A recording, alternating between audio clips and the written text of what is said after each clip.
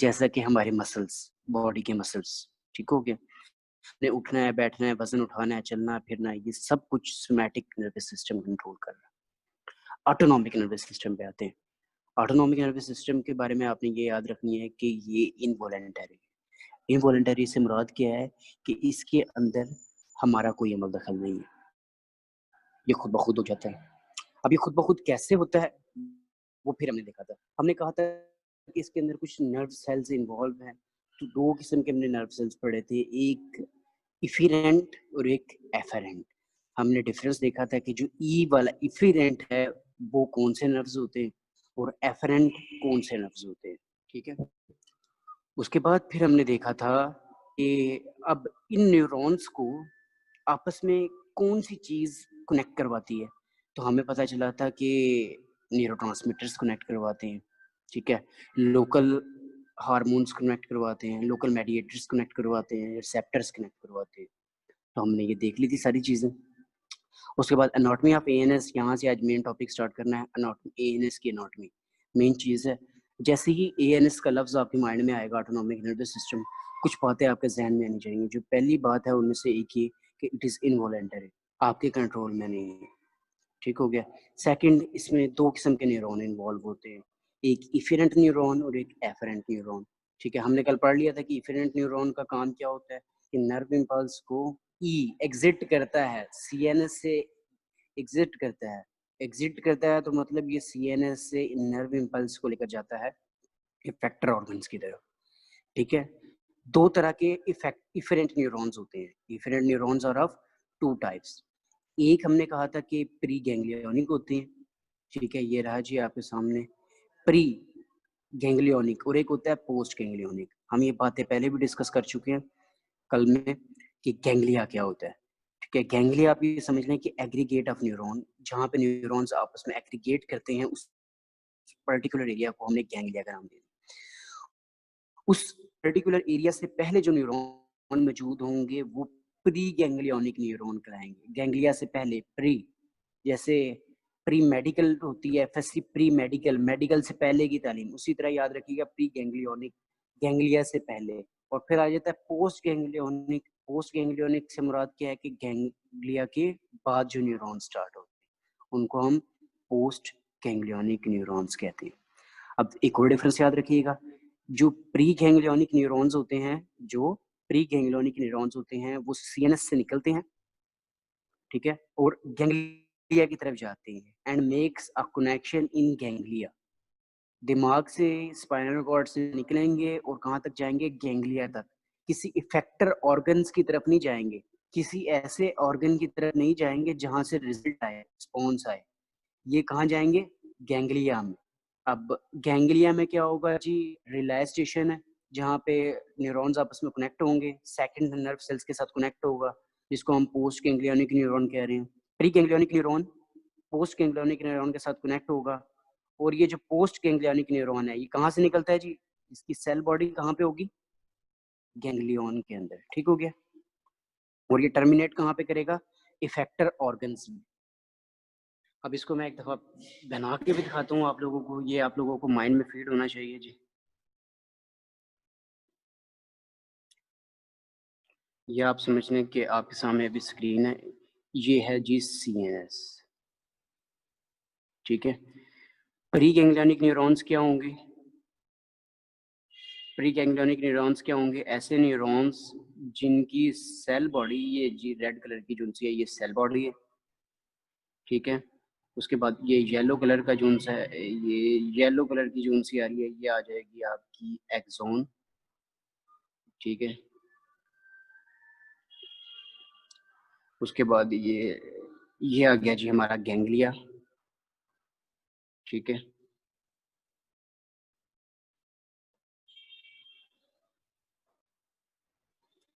ठीक हो गया जी। उसके बाद दोबारा देखें जी, ये लें,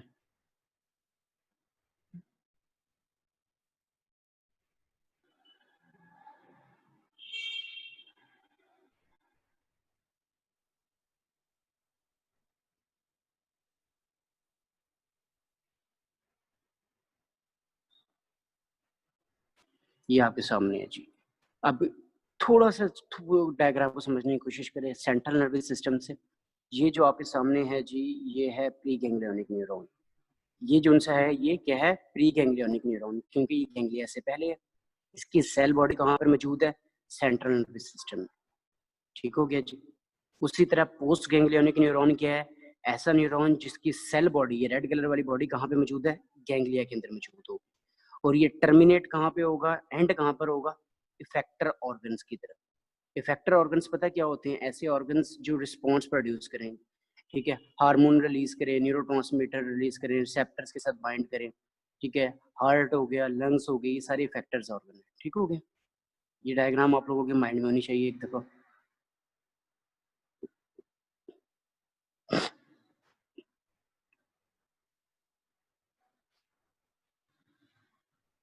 अच्छा ठीक है, आगे देखें जी। इस पैराग्राफ को एक दफा आप लोग खुद रीड करें, तो उसके बाद फिर हम हमारे लिए आगे जाए। आगे देखें जी। उसके बाद फिर हमने आज जो स्टार्ट करना है वो है सिम्पैथेटिक न्यूरॉन्स। अच्छा याद रखिएगा, ईएनएस को हम आगे जो डिवाइड करते हैं वो सिम्पैथेटिक नर्वस सिस्टम में, पैरासिम्पैथेटिक न्यूरॉन्स में और एंटेरिक न्यूरॉन्स, मतलब एंटेरिक नर्वस सिस्टम में डिवाइड करते हैं। ये 3 नर्वस सिस्टम एएनएस में हुए, सिम्पैथेटिक, पैरासिम्पैथेटिक और एंटेरिक नर्वस सिस्टम। तो इसको वन बाय वन हम देख लेते हैं। ये पूरे चैप्टर का कॉन्सेप्ट है और आम अल्फाज में करेंगे, ज़्यादा डिटेल में नहीं जाएंगे।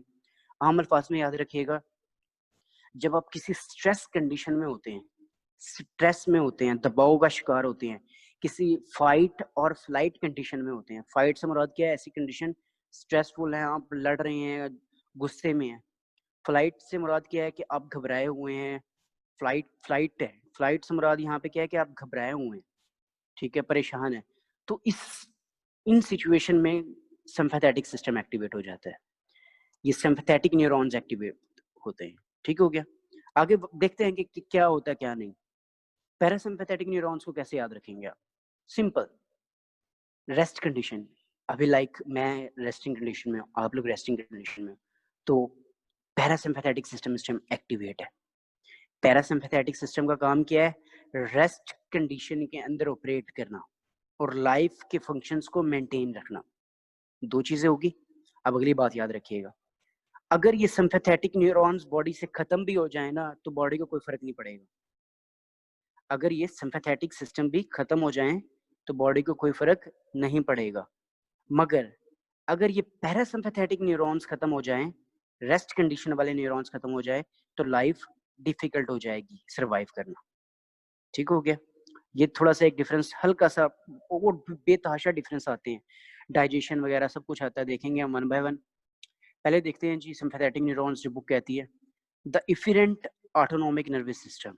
ये लफ्ज देख लें जी, इफेरेंट ऑटोनॉमिक नर्वस सिस्टम से मुराद क्या है कि ऐसे न्यूरॉन जो सीएनएस से निकल रहे हैं, उनको हम डिवाइड कर देते हैं किस किस चीज में, सिम्पैथेटिक में, पैरासिम्पैथेटिक में या एंटेरिक नर्वस सिस्टम। जो न्यूरॉन्स सीएनएस से निकल रहे हैं उनको हम डिवाइड करते हैं या सिम्पैथेटिक में या पैरा में या एंटेरिक में। अब देखते हैं सिम्पैथेटिक न्यूरॉन्स की anatomy. Anatomically they originate in the CNS. CNS से निकलते हैं ये, कौन से सीएनएस के पार्ट से निकलते हैं, याद रखिएगा कि जो सिम्पैथेटिक न्यूरॉन्स होते हैं ये स्पाइनल कॉर्ड के दो मुख्तलिफ रीजन से निकलते हैं, एक थोरेसिक रीजन और एक लंबर रीजन। ये एमसीक्यूज भी है और इस पूरे सिम्पैथेटिक सिस्टम की जान क्या कि sympathetic neuron originates in CNS, ठीक है, from two different spinal cord regions.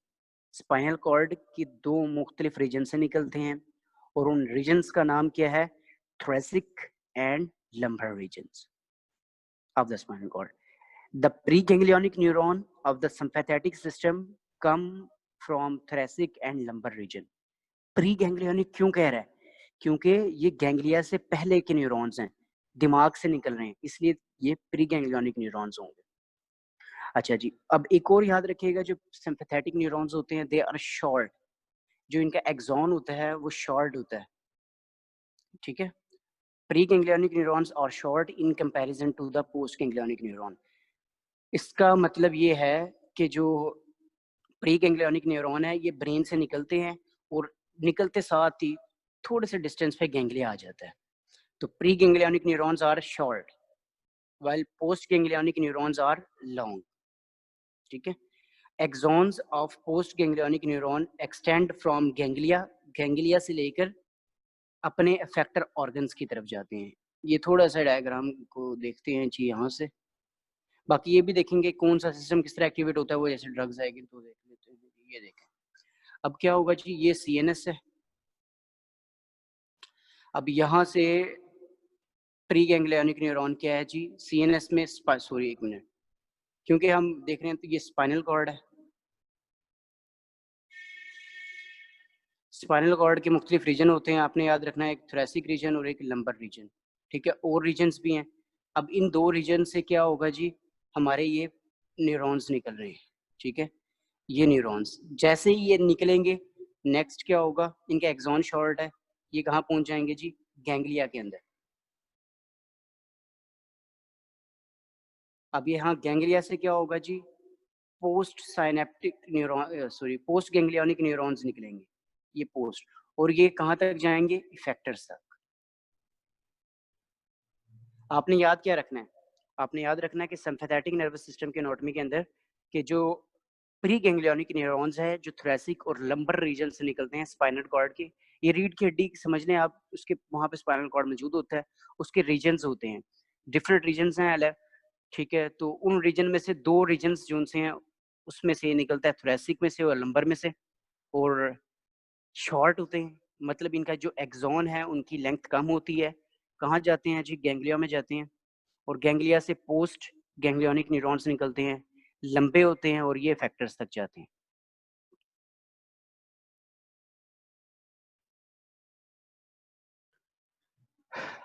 ठीक है, एक दफा ये सिंपैथेटिक न्यूरॉन्स आप पढ़ते हैं, उसके बाद है पैरासिम्पैथेटिक।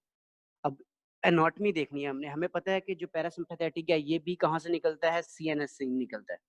ठीक है, तो याद रखिएगा CNS से कहाँ से निकलता है, ये निकलता है क्रेनियम, ब्रेन के क्रेनियल नर्व्स होती हैं, ब्रेन के अंदर कुछ नर्व्स होती हैं, ऑल्फैक्टरी नर्व्स, क्रेनियल नर्व्स और भी हैं डिफरेंट।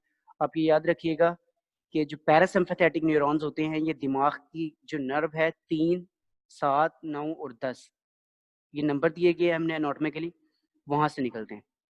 एनाटॉमिकली हमने नंबर्स दिए थे, तो याद रखिएगा पैरासिम्पैथेटिक जो प्री गैंग्लियोनिक न्यूरॉन्स हैं, ये प्री और पोस्ट वाला कॉन्सेप्ट माइंड में होना चाहिए बस। जो पैरासिम्पैथेटिक प्री गैंग्लियोनिक न्यूरॉन्स हैं वो कहाँ से निकलते हैं जी, क्रेनियल नर्व से निकलते हैं, and from sacral region of the spinal cord. Sacral region of the spinal cord से मुराद क्या है कि जो स्पाइनल कॉर्ड का जो रीजन है जहाँ पे रीजन्स डिफरेंट वो प्रेजेंट है हमारे पास, क्या कहते हैं उसको, जैसा कि हमारे पास थोरेसिक है, उसके अलावा हमारे पास थोरेसिक हो गया, लंबर रीजन हो गया, ये सारे जो उनसा रीजन है ना स्पाइनल कॉर्ड का, ये क्या कहलाता है जी, ये सैक्रल रीजन कहलाता है। ठीक है, आप लोगों ने इसको माइंड में रखना है। तो the parasympathetic preganglionic fiber arises from the cranium and the sacral region of the spinal cord. Sacral region of spinal cord से मुराद क्या रखेंगे कि आप ये स्पाइनल कॉर्ड से भी निकलता है, कहाँ पे जाके साइनेप्सिस, साइनेप्सिस का मतलब है कनेक्शन बनाना। ठीक है, आम अल्फाज में याद रखिएगा। And synapse in ganglia near और ऑन अफेक्टर ऑर्गन्स, इस बात को आपने माइंड में फीड करना है, नियर और ऑन अफेक्टर ऑर्गन्स। अब मतलब यहाँ से जो नर्व्स निकल रही हैं वो लंबी हैं, इसलिए वो अफेक्टर्स के नजदीक जाकर कनेक्शन बना रही है। क्या कर रही है जी, अफेक्टर्स के करीब जाकर कनेक्शन बना रही है। In contrast to the sympathetic system, the preganglionic fibers are long and postganglionic ones are short, with the ganglia close to or within the organ innervating. अब ये इसको मैं एक दफा ड्रा भी करके दिखाता हूँ आप लोगों को, आप लोग एक दफा इसको बुक से रीड कर लें, मैं ड्रा करता हूँ।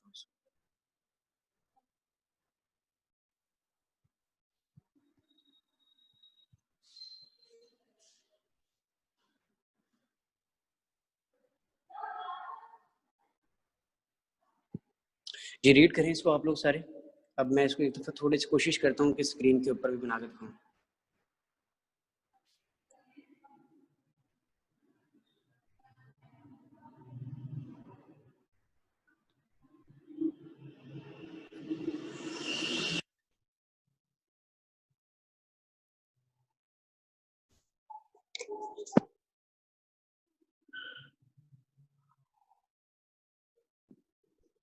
अच्छा जी, ये देखें जी, अब मैं आपके सामने थोड़ा सा कोशिश करता हूँ कि अच्छे अल्फाज में बना के कोशिश करूँ जी। ये देखें, हमने क्या कहा जी, हमने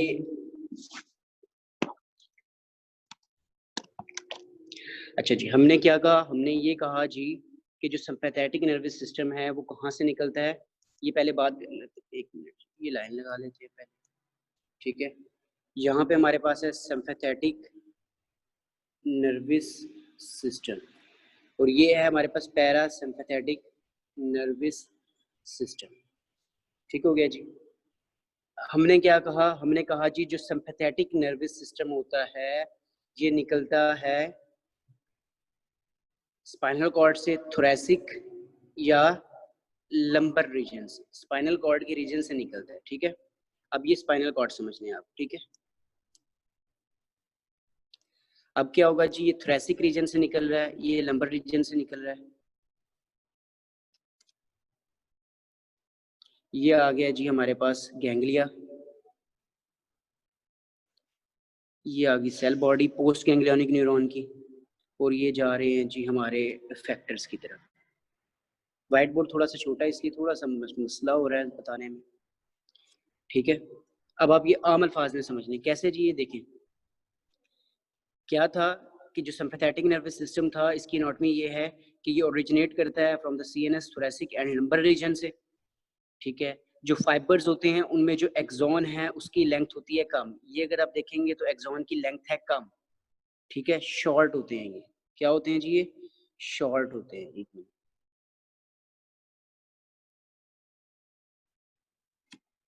ये क्या है जी, शॉर्ट। और पोस्ट गैंग्लियोनिक न्यूरॉन्स क्या है जी, लेंथी होते हैं, लंबे होते हैं। अब हम देखते हैं जी, इसकी तरफ देख लेते हैं एक दफा।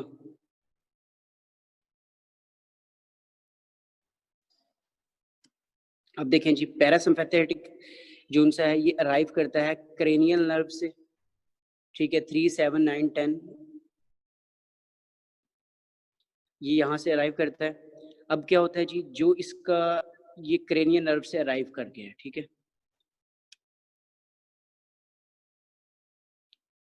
अब आप देख सकते हैं कि इसके जो प्री गैंग्लियोनिक न्यूरॉन्स मैंने बनाए हैं, ये cell body, cell body, cell body, cell body, ये जो प्री गैंग्लियोनिक न्यूरॉन बनाए हैं ये लंबे हैं। उसके बाद क्या होगा, ये साइनेप्सिस कहाँ करेंगे, ये रहा जी गैंग्लिया, और गैंग्लिया से जो न्यूरॉन्स निकलेंगे, गैंग्लिया से जो न्यूरॉन्स निकलेंगे वो शॉर्ट इन लेंथ होंगे और कहाँ पे होंगे, नियर टू इफेक्टर्स। सिर्फ आप लोग उस गंदी डायग्राम को समझने की कोशिश करें कि यहाँ पे क्या था कि जो न्यूरॉन्स थे उनकी लेंथ कम थी, पोस्ट गैंग्लियोनिक की लेंथ ज्यादा थी। पैरासिम्पैथेटिक में क्या हुआ, जो प्री गैंग्लियोनिक न्यूरॉन्स हैं उनका एक्सॉन लंबा है और जो पोस्ट गैंग्लियोनिक न्यूरॉन है उनका एक्सॉन शॉर्ट है। आगे देखें जी, एक बार रीड करेंगे तो ऑटोमेटिकली क्लियर हो जाएगा। आगे देखें जी, आपके पास है अब हम फंक्शन भी देखेंगे कि सिम्पैथेटिक सिस्टम का क्या फंक्शन है, पैरासिम्पैथेटिक का क्या फंक्शन है, अभी सिर्फ एनाटॉमी की बात हो रही है। आगे देखें जी, enteric nervous system. Enteric nervous system को आपने क्या याद रखना है, एंटेरिक स्टमक जीआईटी होती है। एंटेरिक आप याद रखिएगा, जब भी एंटेरिक का लफ्ज सुने तो आपके माइंड में जीआईटी आना चाहिए। Enteric nervous system is the third division of ANS. क्या होता है, वो तमाम नर्व फाइबर्स जो जीआईटी को इनर्वेट करते हैं, ठीक है, जो जीआईटी तक नर्व इंपल्स लेके जाते हैं और वहां से फंक्शन प्रोसीड करवाते हैं, वो तमाम न्यूरॉन्स, वो तमाम नर्व फाइबर्स ईएनएस के अंदर आते हैं। ENS is the third division of ANS. It is a collection of nerve fibers that innervates the GIT. GIT को इनर्वेट करते हैं, गैस्ट्रोइंटेस्टाइनल ट्रैक्ट को। उसके अलावा पैंक्रियाज को इनर्वेट करते हैं, मतलब पैंक्रियाज को सिग्नल देते हैं और पैंक्रियाज से फिर इंसुलिन और ग्लूकागोन को रिलीज करवाते हैं। गाल ब्लैडर को इनर्वेट करते हैं, जो बाइल स्टोर होता है उसको रिलीज करवाते हैं, स्टोरेज फंक्शन। ये सारे का सारा जो न्यूरॉन्स करवाते हैं उनको हम एंटेरिक नर्वस सिस्टम के अंदर इंक्लूड करते हैं, ठीक है जी। This system functions independently of CNS and controls the motility. ये जो सिस्टम है दिमाग के ऊपर डिपेंड नहीं कर रहा, खुद ब खुद ये ऑपरेट करता है और मोटेलिटी को, एक्सोक्राइन एंड एंडोक्राइन सिक्रीशन को, जीआईटी को मेंटेन करता है। एंटेरिक नर्वस सिस्टम का काम क्या है कि जो जीआईटी है, गैस्ट्रोइंटेस्टाइनल ट्रैक्ट, वहाँ पे मौजूद जो कंटेंट है उनकी मोटेलिटी को कंट्रोल करना है। वहाँ पे रिसेप्टर्स होंगे, वो रिसेप्टर सिग्नल्स लेंगे और एंटेरिक नर्वस सिस्टम वहाँ से उसको कंट्रोल करेगा। क्या कंट्रोल करेगा? मोटेलिटी को कंट्रोल करेगा, एक्सोक्राइन सिक्रीशंस को और एंडोक्राइन सिक्रीशंस को कंट्रोल करेगा। मतलब हार्मोन्स जो रिलीज होते हैं, ठीक है, एंजाइम्स जो रिलीज होंगे उनकी सिक्रीशंस को कंट्रोल करेगा। किसकी? जीआईटी की। ये आप लोगों ने एक दफ़ा एनाटॉमी ऑफ एएनएस जो सा है इसको एक दफ़ा अच्छे तरीके से करना है। उसके बाद ये आपके सामने action of sympathetic and parasympathetic system की एक एग्जांपल दी गई है। अब आपको थोड़ा सा क्लियर होता है, ये बॉडी के डिफरेंट विजरास हैं, डिफरेंट ऑर्गन्स हैं, जिसमें आई, बॉडी के डिफरेंट ऑर्गन्स है, जैसा कि आप देखें आई, हार्ट, ब्लड वेसल्स जो कि स्केलेटल मसल्स में है, स्किन मेम्ब्रेन में है, किडनी, ये वो फंक्शंस है जो सिंपैथेटिक सिस्टम और पैरासिम्पैथेटिक सिस्टम कंट्रोल करता है।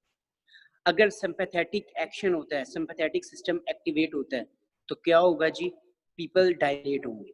ये याद रखिएगा, ये एमसीक्यूज है। फाइट और फ्लाइट कंडीशन में, स्ट्रेस कंडीशन के अंदर क्या होता है जी? हमारे कंट्रैक्शन होती है आइरिस रेडल मसल्स की और पीपल जो है वो डायलेट कर जाता है। इसी तरह रेस्ट कंडीशन के अंदर, पैरासिम्पैथेटिक सिस्टम को याद रखिएगा, रेस्ट कंडीशन में हमारा पीपल जो सा होता है वो कॉन्ट्रैक्ट किया हुआ होता है, ठीक है, कॉन्ट्रैक्ट किया हुआ होता है। और हमारे जो मसल्स हैं, सिलरी मसल्स, वो कॉन्ट्रैक्ट किए हुए होते हैं। उनको कॉन्ट्रैक्ट करने का फायदा क्या होगा कि वो नजदीक की चीज को फोकस कर सकेंगे। नॉर्मली लाइक मैं अभी बैठा हुआ हूँ नॉर्मल रेस्ट कंडीशन में, मेरा पैरासिम्पैथेटिक सिस्टम एक्टिव है और वो एक्टिव होने की वजह से मेरे जो आईज के सिलरी मसल्स हैं वो कॉन्ट्रैक्ट किए हुए हैं। अब उससे क्या होगा कि मैं ये नजदीक की चीज को फोकस कर रहा हूँ और रीड कर रहा हूँ। सेम केस आप लोगों के साथ है। जब इंसान स्ट्रेस की कंडीशन में आ जाता है, सीवियर स्ट्रेस की कंडीशन में आ जाता है, तो सिलरी मसल्स रिलैक्स हो जाती हैं। जब वो रिलैक्स हो जाते हैं तो जो नजदीक की चीज है वो दिखती जरूर है मगर क्लियर नहीं होती, ठीक है, ज्यादा फोकस करना पड़ता है, ठीक है। हार्ट को देखते हैं, जब आप फाइट और फ्लाइट कंडीशन में होगा कोई भी इंडिविजुअल, तो उसका हार्ट की जो रेट है वो ज्यादा हो जाएगा, कॉन्ट्रैक्टिलिटी ज्यादा हो जाएगी। इसी तरह पैरासिम्पैथेटिक सिस्टम को देखें जी, पैरासिम्पैथेटिक सिस्टम रेस्ट कंडीशन में क्या है? Decrease contractility and decrease rate. Blood vessels का काम क्या है? जब सिंपैथेटिक सिस्टम एक्टिवेट होता है, sympathetic fight and flight conditions में, जो खून की नालियां मसल्स को खून सप्लाई करती हैं वो डायलेट हो जाती है क्योंकि मूवमेंट करनी होती है। और स्किन की तरफ और म्यूकस मेम्ब्रेन की तरफ जो नालियां जारी होती हैं वो कंस्ट्रिक्ट कर जाती हैं। आगे चलते हैं जी, आगे देखें जी, किडनी, किडनी हार्मोन रिलीज करता है रेनिन, तो जब फाइट और फ्लाइट कंडीशन होती है तो रेनिन सिक्रिएट होता है। आगे चलते हैं, ट्रेकिया और ब्रोंकाइल्स, लंग्स की बात करते हैं। फाइट और फ्लाइट कंडीशन में क्या होता है जी? हमारे जो ट्रेकिया और ब्रोंक्यूल्स हैं ये डायलेट कर जाते हैं। डायलेट करने से मुराद, क्यों डायलेट करते हैं? क्योंकि हम स्ट्रेस कंडीशन में होते हैं, हमें ऑक्सीजन डिमांड चाहिए होती है, तो फिर जब ये डायलेट करेंगे तो मोर ऑक्सीजन बॉडी में जाएगी और हेल्प करेगी। और नॉर्मल कंडीशन के अंदर ये कंस्ट्रिक्ट होते हैं, सिक्रीशंस होती रहती है म्यूकस की। गैस्ट्रोइंटेस्टाइनल ट्रैक्ट, जीआईटी, जब बंदा फाइट और फ्लाइट कंडीशंस में होता है तो जो मोटेलिटी है वो कम हो जाती है, जो स्फिंक्टर्स हैं, समझ लीजिए जो वॉल्व्स हैं, वो कॉन्ट्रैक्ट कर जाते हैं। नॉर्मल कंडीशन के अंदर, रेस्ट कंडीशन के अंदर मोटेलिटी इंक्रीज होती है। जेनेटिलिया मेल की बात कर रहा है तो इजैकुलेशन को स्टिमुलेट करता है, क्योंकि ये फाइट एंड फ्लाइट कंडीशंस में आता है तो इजैकुलेशन जो होती है वो सिंपैथेटिक सिस्टम कंट्रोल कर रहा है। और जो इरेक्शन है वो पैरासिम्पैथेटिक नॉर्मल सिस्टम कंट्रोल कर रहा होता है। फीमेल के अंदर रिलैक्सेशन ऑफ यूट्रस, यूट्रस जो रिलैक्स होता है वो पैरासिम्पैथेटिक सिस्टम कंट्रोल करता है। स्लाइवरी ग्लैंड्स, जहाँ से स्लाइवा बनता है, जब फाइट एंड फ्लाइट कंडीशन में हो तो थिक और म्यूकस सिक्रीशन होती है। और नॉर्मल कंडीशन में क्या होता है, देख आप खुद ऑब्जर्व करें, जब आप गुस्से में हो, लड़ रहे हो, तो क्या होता है कि जो सलाइवे की कंडीशन है वो कम हो जाता है, थिक हो जाता है थोड़ा सा और क्वांटिटी भी कम हो जाती है। मगर नॉर्मल कंडीशन में क्या होता है कि लार्ज वाटरी सिक्रीशंस होती हैं। इसी तरह एड्रेनल मेडुला के ऊपर सिम्पैथेटिक सिस्टम एक्टिवेट करता है, एपिनेफ्रिन और नॉरएपिनेफ्रिन को सिक्रीट करता है। एड्रेनल मेडुला के ऊपर पैरासिम्पैथेटिक का कोई इफेक्ट नहीं है। लैक्रिमल ग्लैंड्स के ऊपर पैरासिम्पैथेटिक एक्ट करता है और स्टिमुलेट करता है टीयर्स को। अच्छा, अब आप लोगों ने करना क्या है, ये आपके सामने डिफरेंट ऑर्गन्स है।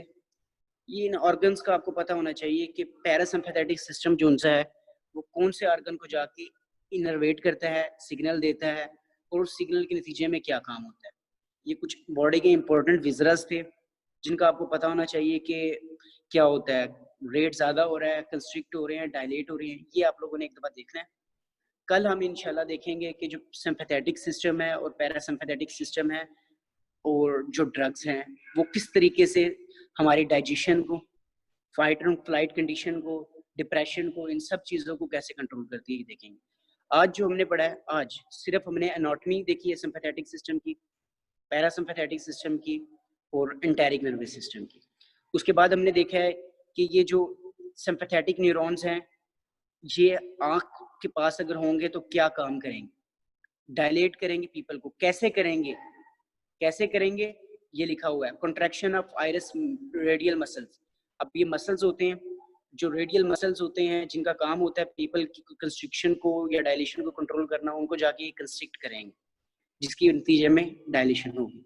ये डिफरेंट एनाटॉमी का कॉन्सेप्ट आ जाता है। आपने इसको अपने लिहाज से, टेक्नीशियंस के लिहाज से, एक दफा पेपर के लिहाज से याद कर लें। कल इंशाल्लाह सिम्पैथेटिक सिस्टम और पैरासिम्पैथेटिक सिस्टम का जो डिफरेंस है वो आपके सामने यहाँ पे टेबल की फॉर्म में होगा। और उसके बाद फिर हम ड्रग्स देखेंगे कि कौन सी ड्रग्स होती हैं जो एएनएस पे एक्ट करती है, कोलिनर्जिक ड्रग्स, एड्रिनर्जिक ड्रग्स, ठीक है। कौन से रिसेप्टर्स पे जाके क्या एक्शन होता है उनका, ये एक्शन आपके सामने आ गया। ये बड़ा आसान सा काम है। आप लोगों को सिर्फ क्या चीज़ याद होनी चाहिए, एनाटॉमी। बाकी चीज़ें जब ये चैप्टर खत्म होगा तो आप लोगों को सिम्पैथेटिक सिस्टम, पैरासिम्पैथेटिक सिस्टम सारा क्लियर होगा। आप लोग खुद जज कर सकेंगे कि आप जब नॉर्मल कंडीशन में बैठे हुए हैं, चल रहे होते हैं या स्ट्रेस कंडीशन में होते हैं तो आपका कौन सा सिस्टम एक्टिवेट होता है। तो इंशाल्लाह ये कल सारा क्लियर हो जाएगा।